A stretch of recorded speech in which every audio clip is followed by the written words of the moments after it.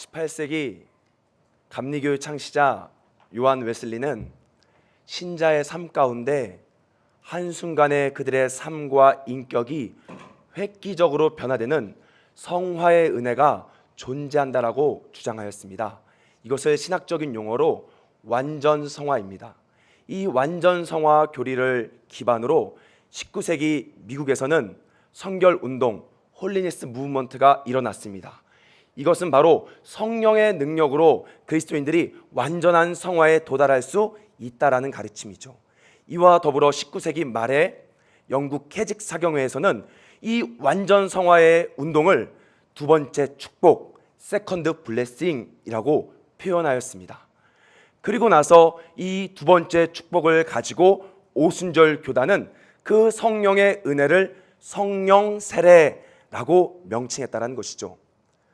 그런데 실제로 돌아보면 여러분, 주위 사람들 가운데서 예수님은 믿고 있지만 어느 한순간에 변화되는 역사들을 우리는 종종 볼 수 있다는 것입니다. 그래서 너무 아이러니한 것은 그러다 보니까 미국의 오순절 교단, 전 세계의 오순절 교단들이 가장 많이 부흥하고 있다는 것이죠.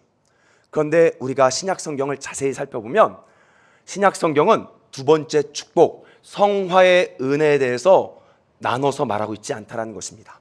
바로 여러분이 예수 그리스도를 믿었으면 그 성화의 은혜가 같이 있다는 것이죠. 이것을 신학적인 용어로 다시 한번 이야기하면 칭의와 성화가 날카롭게 구분되나 나눠지지 않는다라는 것입니다. 여러분, 한국에 보면 많은 성령 운동들이 있습니다. 전 세계적으로 보면 많은 성령 운동들이 있습니다. 그런데 이 성령 운동을 자세히 들여다보면 십자가와 성령이 나눠져 있다는 것이에요. 구원은 우리가 십자가의 은혜로 받고 이 성화된 삶을 살기 위해서는 성령의 은혜를 구해야 된다라는 십자가와 성령이 나눠 있는 성령 운동들이 주위에 많다는 것입니다. 그러나 여러분, 성경은 우리 가운데 이야기하고 있습니다. 여러분이 죄사함을 받았고 칭의를 받았으면 그 성화의 은혜가 같이 여러분 삶 가운데 임한다라고 이야기하고 있다라는 것입니다. 여러분 믿으십니까? 여러분, 죄사함과 칭의와 성화는 나눌 수 없다라는 것이죠. 저는 개인적으로 이 가르침이 사도 바울이 쓴 서신서들 가운데 가장 중요한 교리의 핵심이라고 생각합니다.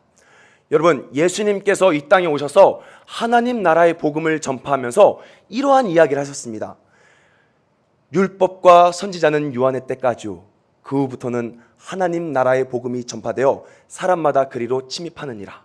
그리고 나서 이 율법을 아내로 비유하면서 자기 아내 이외에 다른 여자에게 장가들면 간음하며 버림받은 여자에게도 장가들면 간음합니다. 여러분, 이 말이 오묘해 보일지 모르지만 율법과 성화의 은혜에 대해서 성경은 계속해서 대비하면서 이야기하고 있다는 것입니다. 여러분이 이 말이 조금 어려울 수 있습니다. 그러나 여러분이 나중에 기회가 되면 우리 예수님께서 전하신 복음은 단순히 죄사함의 복음만이 아니라 율법이 완성되는 성화 복음을 증거했다는 것이죠. 여러분이 누가복음에 나타난 비유들을 자세히 살펴보면 단순히 죄사함만 이야기하고 있는 것이 아니라 율법이 완성되는 하나님 나라의 복음을 증거하고 있다는 것입니다. 여러분, 우리는 오늘 말씀이 어떻게 보면 사도 바울의 서신서 중에 가장 중요한 핵심이라는 것이에요. 로마서에 보면 로마서 12장 2절에 보면 너희 마음을 새롭게 함으로 변화를 받으라 라고 이야기하고 있고, 골로새서 3장 9절 10절에 보면 바로 새 사람을 입었으니 이는 지식에까지 우리가 새롭게 함을 입은 자니라 라고 이야기하며 성경은 우리의 생각이 새로워져야 된다는 것을 계속해서 설명하고 있다라는 것입니다. 먼저 에베소서는 여러분, 사도 바울이 로마 감옥에 갇혔을 때 두기고라는 동역자를 통해서 소아시아에 있는 교회, 일명 리커스밸리, 바로 히에라볼리, 라오디게아, 골로새 이 지역의 교회들이 돌아가면서 읽으라고 쓴 회람용 서신이라는 것입니다. 그래서 때로는 고린도 전후서 같은 경우는 상황을 가지고 쓴 서신이기 때문에 그 상황을 깊게 봐야 되지만 이 에베소서는 특별한 상황이 아니라 모든 교회가 돌아가면서 읽을 수 있도록 회람용 서신으로 쓰여져 있다는 것이죠. 그런데 여러분, 중요한 것은 이 서신서를 잘 보는 방법은 에베소서의 전체적인 내용을 우리는 머릿속에 인지하고 있어야 된다는 것입니다. 왜 그러냐면, 여러분, 편지를 받아서 읽을 때 한 부분 읽고 내일 읽어야지 하시는 분 있습니까? 아니면 그 자리에서 처음부터 마지막까지 다 읽습니까? 전자예요, 후자예요? 후자죠. 마찬가지로 이 에베소서도 편지이기 때문에 우리는 전체를 다 볼 수 있어야 되는 것입니다. 에베소서는 교회를 향한 가르침입니다. 1장에 넘어가면 그 교회가 무엇인지에 대해서 서술하고 있다는 것이죠. 여기서 보면 두 가지 서술어를 우리는 주목해 봐야 됩니다. 1절에 보면 그가 하신 일과 그가 하려 하심이라라고 말한 목적을 봐야 된다는 것이죠. 성부 하나님께서는 바로 창세전에 그의 기쁘신 뜻대로 우리를 예정하셨습니다. 그리고 성자 예수 그리스도는 그의 피로 우리의 죄를 사해 주셨다는 것이죠. 그리고 성령 하나님께서는 그분의 인치심을 통하여 우리의 구원을 보증하고 있습니다.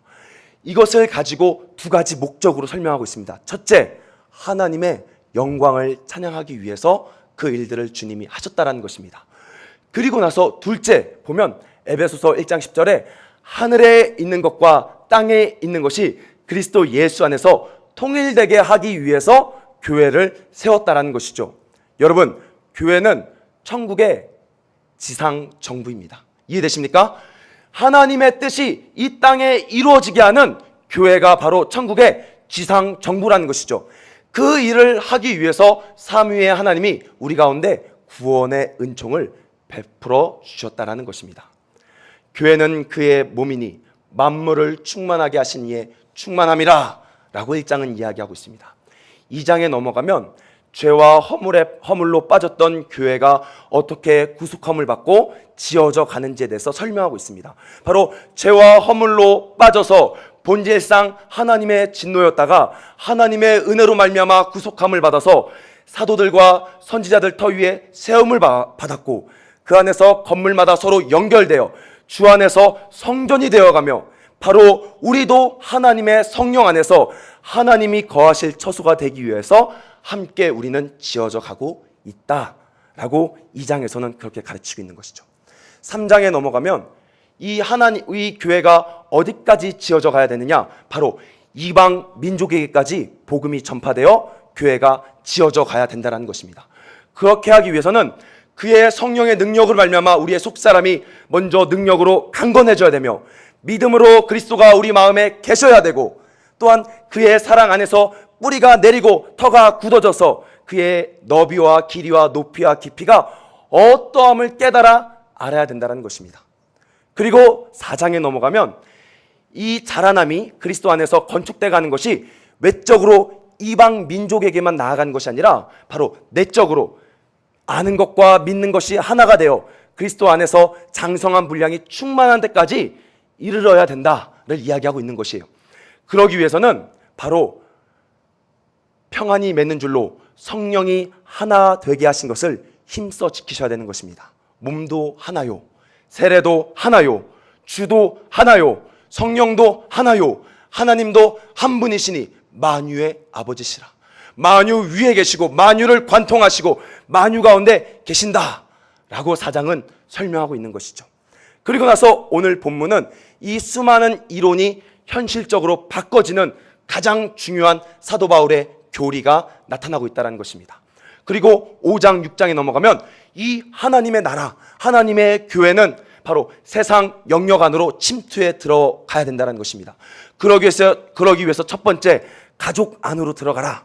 둘째, 직장 안으로 들어가라 라고 에베소서는 이야기하고 있는 것이에요.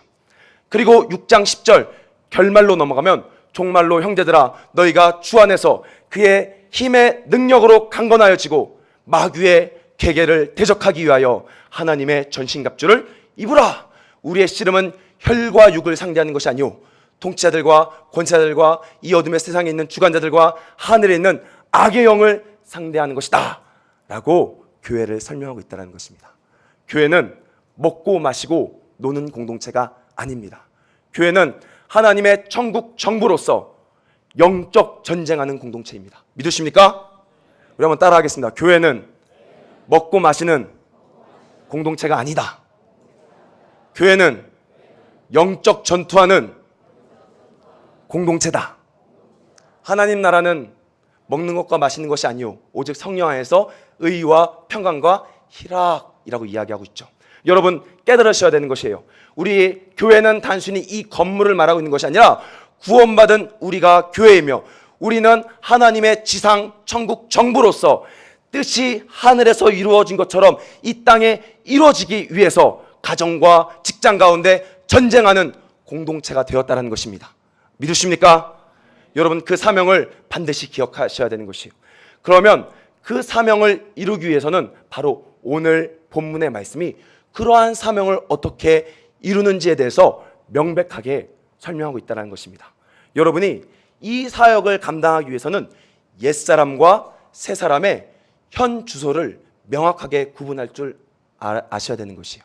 만약에 옛사람과 새사람을 여러분 아직도 옛사람과 새사람의 주소가 왔다 갔다 움직이면 여러분은 여러분 심령 가운데 어마어마한 하나님의 능력이 있어도 그것을 한 번도 쓸 수 없고 교회로서 그 역할을 할 수 없다는 것입니다. 그래서 저는 오늘 이 밤에 여러분이 옛사람과 새사람의 명확한 주소를 구분하고 내가 누구인지 깨달아 여러분 심령 가운데 이미 주어진 내가 너희에게 뱀과 정갈을 밟으며 원수의 모든 능력을 제할 권능을 내게 주었으니 너를 해칠 자가 결코 없으리라 말한 그 능력들이 여러분 삶 가운데 풀어지길 소망합니다. 그러기 위해서는 먼저 우리 24절부터 함께 읽어보도록 하겠습니다. 우리 24절입니다. 한 목소리 읽겠습니다. 시작.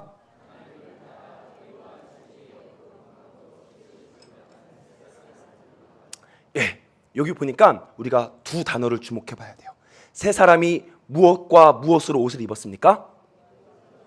의와 진리의 거룩함, 의와 거룩함을 여러분이 주목해 보셔야 되는 것입니다. 아담이 범죄하고 나서 온 인류에게 죄가 어떻게 됐죠? 전가되었죠. 여러분 이 죄에는 크게 두 가지가 있습니다. 죄책과 오염. 따라하겠습니다. 죄책과 오염. 시작. 죄책과 오염. 아담이 범죄하고 나서부터 우리 가운데는 죄책과 오염이 전가된 것입니다. 죄책은 뭐냐? 바로 죄의 삭은 여러분 뭐죠? 사망이죠. 아담이 죄를 지어서 받는 그 형벌이 우리 가운데도 왔다라는 것입니다. 이 사망은 단순히 육체적인 죽음이 아니라 영혼 육이 하나님으로부터 영원히 떠나 있는 것, 이 죽음이 우리 가운데 왔다라는 것이죠. 그리고 나서 오염이 있습니다. 이 오염에는 크게 두 가지가 있습니다. 바로 전적 무능, 전적 부패. 따라하겠습니다. 전적 무능, 전적 부패. 그래서 모든 인간은 스스로가 하나님을 찾을 수 없다라는 것이에요. 마음 가운데 부패한 심령이 있어서 죄 짓는 것이 너무나 쉽고 내 마음 가운데는 죄가 계속해서 피어오른다라는 것이죠. 그런데 우리 예수 그리스도의 십자가는 먼저 예수님께서 십자가에 죽으심으로 우리의 죄가 사함받았습니다. 믿으십니까? 믿으십니까? 예수 그리스도께서 십자가에 죽으심으로 우리 죄가 사함받았습니다. 그런데 여러분 주목하셔야 될 것은 그 예수님이 누구인지를 여러분 보셔야 돼요. 그 예수님은 죄가 없으신 분이십니다. 다른 말로 이야기하면 예수님은 단순히 소극적으로 죄가 없는 것이 아니라 하나님이 원하시는 율법의 의를 완성시키신 분이에요. 믿으십니까? 이게 무슨 말인지 여러분 이해되십니까? 예수님께서는 3년 반 동안 공생의 기간 가운데 하나님의 뜻을 다 이루고 있었다는 것이에요. 여러분 천국은 죄사함 받은 사람이 가는 것이 아닙니다. 어떻게 보면 천국은 죄사함이 아니라 죄는 사함 받는 건 기본이고 하나님의 뜻을 행한 자, 하나님의 의를 만족한 자만이 천국에 가는 것이에요. 믿으십니까? 그 사역을 감당하기 위해서 먼저 예수님께서는 소극적으로 십자가에 못 박혀 죽으셨다는 것이죠. 그런데 그 예수님, 죽으신 예수님은 적극적으로 3년 반 공생의 기간 가운데 하나님의 의를 완성하셨다는 것이에요. 그 의를 우리 가운데 전가해 줬죠. 이것을 의의 전가. 따라하겠습니다. 의의 전가. 그래서 우리를 의롭다 칭해 주셨다는 것이죠. 이것이 바로 칭의입니다.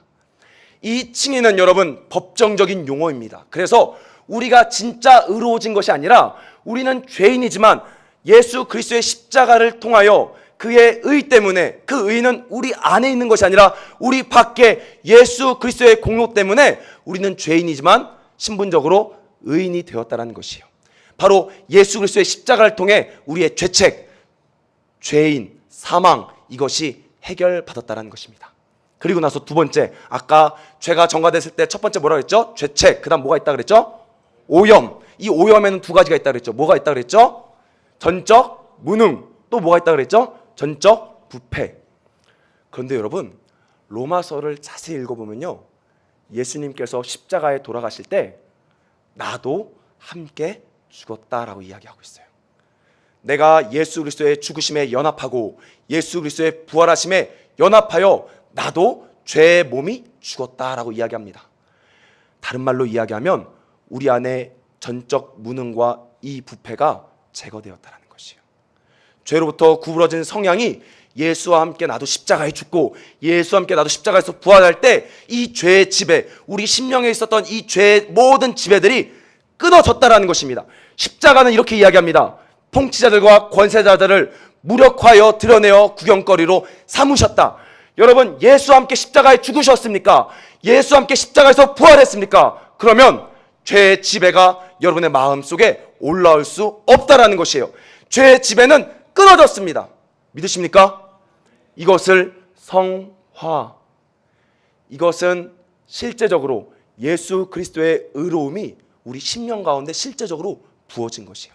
칭의는 실제적으로 부어진 것이 아니라 법적인 용어이고, 예수 그리스도의 십자가의 성화의 은혜는 우리 심령 가운데 실제로 지금 들어왔다라는 것입니다. 죄가 여러분을 주장할 수 없습니다. 하나님께로부터 난 자마다 죄를 짓지 아니하나니 이는 하나님의 씨가 그 속에 거하며 그도 범죄하지 못한 것은 하나님께로부터 났다. 여러분 이제 인정하셔야 되는 것이에요. 비록 우리 삶 가운데 죄된 모습이 드러나긴 하지만 우리 내면의 심령 깊은 곳에서는 우리는 죄와 단절됐다는 것입니다. 나는 죽었고 옛사람은 죽었고 새 사람으로 변화됐다는 것이죠. 그런즉 누구든지 그리스도 안에 있으면 새로운 피조물이라. 이전 것은 지나갔으니 보라 새 것이 되었도다. 여러분이 먼저 그것을 명확하게 구분할 줄 아셔야 되는 것입니다. 그런데 문제는 여러분, 새 사람이 됐는데 우리는 죄를 짓습니까? 안 짓습니까? 짓죠. 이것에 대해서 오늘 본문 22절은 설명하고 있습니다. 우리 한번 다 같이 22절 한 목소리로 읽어보겠습니다. 시작.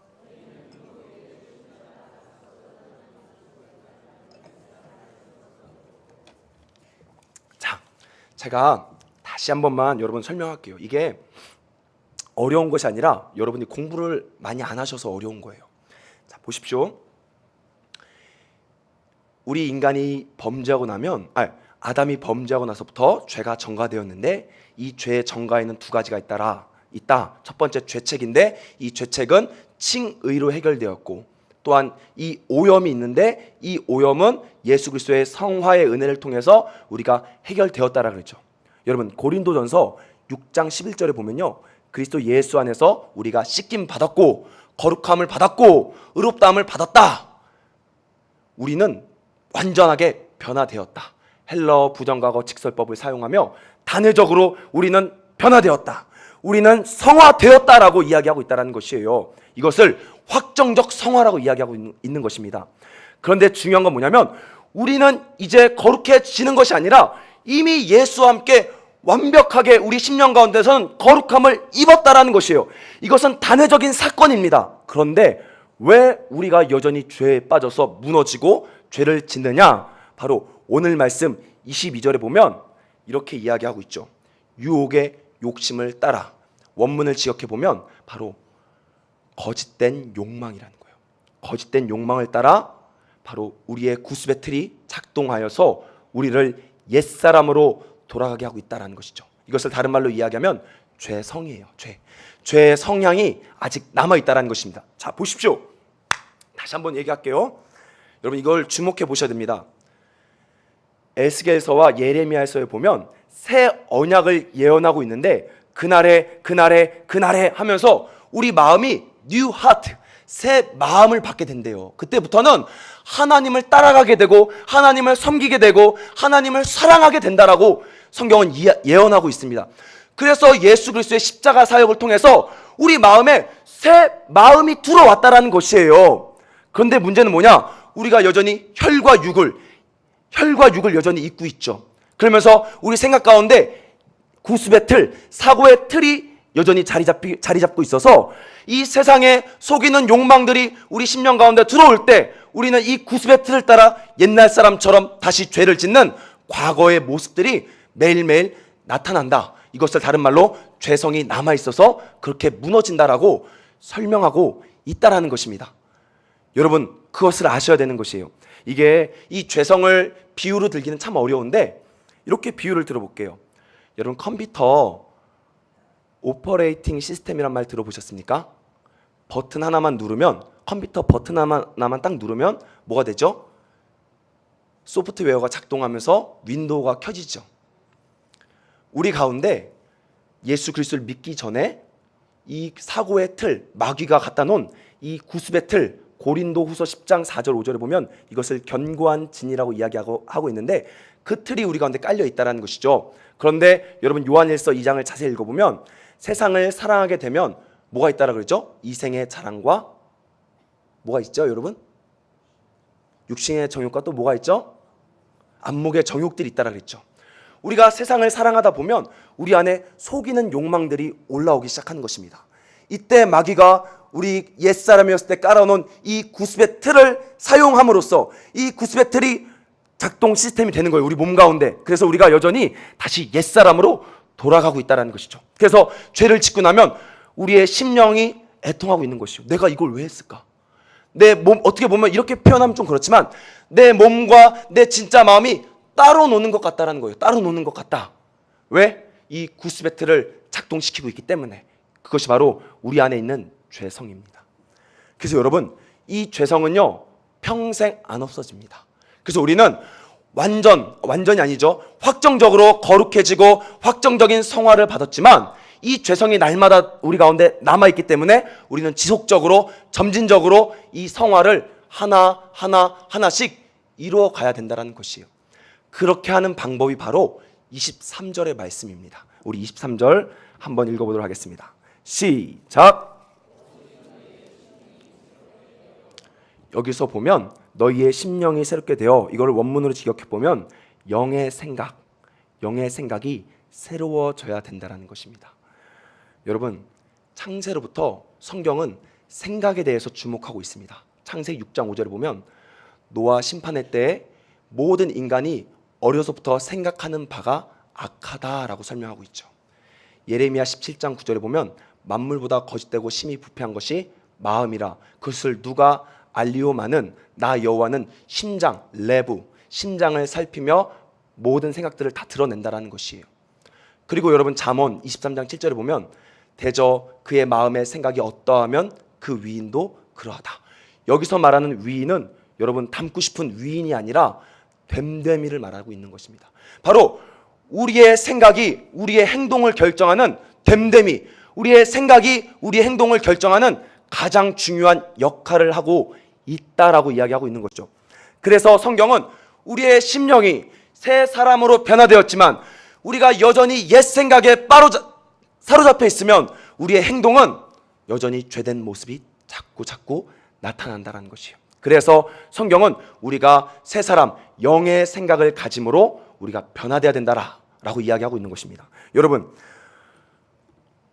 이 땅에서 우리의 정체성, 우리의 행동을 결정하는 중요한 도구가 여러분 무엇인지 아십니까? 그게 옷이에요. 그래서 멀쩡한 사람도, 젠틀한 남자도 군대에 가서 예비군복을 입으면 어떻게 합니까? 땅바닥에 앉아서 밥을 먹고, 화장실 있습니까? 필요 없어요. 예비군복만 입으면 아무리 괜찮은 사람도 산만 보면 소변을 볼 수 있는 것이죠. 바로 인간의 행동을 결정하는 것이 바로 정체성인데 그 정체성이 어디 있냐? 옷에 있다는 것이에요. 여러분, 그래서 이 옷이 굉장히 중요한 것입니다. 근데 사실 이 정체성은 결국 생각인데 오늘 성경은 그래서 옷을 입고 벗는 것으로 대비하여 지금 설명하고 있는 것이죠. 그래서 옛사람을 벗고 새사람을 입으라 라고 이야기하고 있다는 것입니다. 그럼 여러분, 우리가 가져야 될 새로운 사람의 생각은 무엇입니까? 이것을 두 가지로 여러분 정리하고 마치도록 할게요. 반드시 여러분, 이 생각을 여러분이 목숨 걸고 지키셔야 됩니다. 이것을 못 지키면 여러분은 거듭나고 새 사람이 되었지만 여전히 삶 가운데 옛사람으로 돌아가게 된다는 것이에요. 첫째, 우리는 육을 경험하는 영적 존재이다. 따라하겠습니다. 시작. 우리는 육을 경험하는 영적 존재이다. 여호와 하나님이 땅의 흙으로 사람을 지으시고 생기를 그 코에 불어넣으시니 뭐가 됐습니까? 생명, 네페시, 하이, 살아있는 영적 존재가 되었다는 것이요. 그런데 인간이 범죄하고 나서 하나님의 영은 떠나버렸죠. 그때부터 육신에 속한 자가 되었습니다. 그러나 예수 그리스도께서 오시고 보혜사 성령이 우리 심령 가운데 오심으로 우리는 다시 하나님의 형상, 영적 존재로 변화되었다는 것이에요. 그래서 에베소서 2장을 자세히 읽어보면 우리가 예수님과 함께 십자가에 죽고 함께 부활하여 승천하여 하나님의 보좌에 같이 앉아있다는 것입니다. 히브리서에서 보면 이렇게 이야기합니다. 너희가 이른 곳은 시온산과 하늘의 예루살렘과 천만 천사와 장자들의 기록된 모임과 의인들의 영들과 함께 우리가 거기에 같이 있다는 것이에요. 믿으십니까? 여러분, 이거는 우리 이성적으로는 알 수 없지만 성경의 진리는 이야기하고 있어요. 여러분이 지금 이 땅에서 몸을 입고 살고 있지만 우리는 하늘 보좌에 같이 주님과 함께 앉아 있다는 것이에요. 그리고 또 우리가 이 땅에 살고 있지만 주님이 어디 계십니까? 어디 계세요? 우리와 함께 계시잖아요. 지상 보좌, 하늘 보좌와 지상 보좌가 지금 하나로 연결되었다는 것이죠. 이것을 상호내거라고 하는 거예요. 우리가 하나님과 함께 계시고 하나님도 우리와 함께 계시는 것이죠. 여러분은 지금 움직이는 하나님의 지상 정부라는 거예요. 여러분, 제가 좋아하는 찬양이 있는데요. 그게 바로 우리는 주의 움직이는 교회. 여러분은요, 걸어 다닐 때마다 하늘과 땅이 여러분 연결돼서 여러분을 통하여 주의 뜻을 이루는 존재로 여러분 변화되었다는 것입니다. 여러분, 이 육신은 잠깐 지나가고 없어지는 것이에요. 여러분의 심령은 여러분은 이 육을 경험하는 영적 존재 네페시 하이로 여러분이 바뀌었다는 것입니다. 그래서 여러분이 이 육신에 너무 얽매일 필요가 없는 것입니다. 우리는 생이 마칠 때까지 어떻게든 이 몸을 건강하게 사용하여 주의 뜻을 이 땅에 이루는 존재로 바뀌었다는 것이에요. 여러분, 반드시 여러분 기억하셔야 됩니다. 우리는 뭔가 영적인 세계를 막 주여 해서 경험하는 존재가 아니라 이미 변화된 육체를 경험하는 영적인 존재가 되었다. 여러분, 여기에 타협하시면 잘못된 성령론을 만나게 돼요. 여러분, 막 성령의 은혜 경험하려고 몸을 학대하고 막 주여 하면요, 그거는 비성경적인 것입니다. 성경은 이미 주와 합하는 자는 한 영이 되었다. 우리는 어떻게 하면 우리 가운데 계신 그 그리스도가 우리 삶 가운데 나타날지 우리는 그것을 심히 고민하셔야 되는 것이에요. 그리고 나서 또 가져야 될 두 번째 생각은 자신을 죄에 대해서 죽은 자로 여겨야 됩니다. 우리 따라하겠습니다. 자신을 죄에 대해서 죽은 자로 여기라. 예, 여러분, 청교도의 황태자 존 오웬이라는 신학자는요, 이것을 어렵습니다. 죄송합니다. 죄 죽이기로 설명을 했습니다. 이 죄 죽이기의 핵심 교리는요, 자신이 올라오는 죄를 열심히 쳐내고 수양하고 기도하고 금식하고 해서 죄를 이기는 것이 아니라 자신이 죄에 대해서 죽었습니다 라고 고백하고 믿으셔야 된다는 것이에요. 여러분, 이게 어려울 겁니다. 내 마음 가운데 죄가 막 피어오르고 죄의 유혹이 올라올 때 그 죄와 싸우면 안 되는 것이에요. 여러분, 이 영적 전쟁은 진리와의 싸움입니다. 그래서 여러분 스스로가 나는 죄에 대해서 죽었다 라고 그것을 믿으셔야 되는 것이에요. 여러분, 믿음으로 싸우지 않으면 반드시 실패합니다. 저는 과거에 청년회 때 제가 CCC 활동하면서 제 안에 올라오는 죄가 너무나 많아서, 내 안에 음란한 게 너무나 많아서 그 죄를 이겨보기 위해서 저는 머리도 밀어봤습니다. 금식 기도도 해봤습니다. 하루에 2명씩 저는 전도했습니다. 저는 하루에 말씀 20장씩 읽고 성경 구절 500구절 이상 외웠습니다. 그런데요, 죄는 나를 비웃기려도 하듯이 더 강해지게 오는 거예요. 더 강하게 저를 사로잡는 것입니다. 그런데 성경의 진리는 우리 가운데 명확하게 이야기하고 있습니다. 너희는 이미 죄에 대해서 죽은 자니 너 스스로가 죽은 자로 여겨라. 영으로서 몸의 행실을 죽이라. 영의 생각을 가져라. 그것이 우리가 승리할 수 있는 길이라는 것입니다. 여러분, 믿음으로 싸우시길 소망합니다. 여러분의 행위로 싸우고 행위로 변화되는 것이 아니라 진리로 여러분 싸우셔야 돼요. 근데 여러분, 이것을 최고로 비유할 수 있는 영화 하나가 있는데요, 제가 영화 하나 소개하고 마치도록 하겠습니다. 뷰티풀 마인드라는 영화가 있습니다. 저는 별로 영화를 안 좋아하는데요, 제가 되게 많이 봤던 영화가 뷰티풀 마인드예요. 여기 보면 수학 천재 존 내시라는 교수가 나타나는데요, 이 사람이 나중에 과대망상, 정신분열증이 와서요, 자기가 국가 무슨 기밀한 일을 한다라고 착각을 한 거예요. 그래서 자기를 죽이기 위해 수많은 사람들이 자기를 죽이려고 자꾸 찾아온다라는 것입니다. 근데요, 이 존 내시가 정신이 오락가락하니까 자기 눈에는 자기를 죽이려고 하는 사람들이 계속 따라오고 있는 것이에요. 그래서 자꾸 두려워서 이 사람이 미친 사람이 점점 돼가고 있는 것이죠. 그런데요, 이 존 내시가 평생 이 병이 안 고쳐집니다.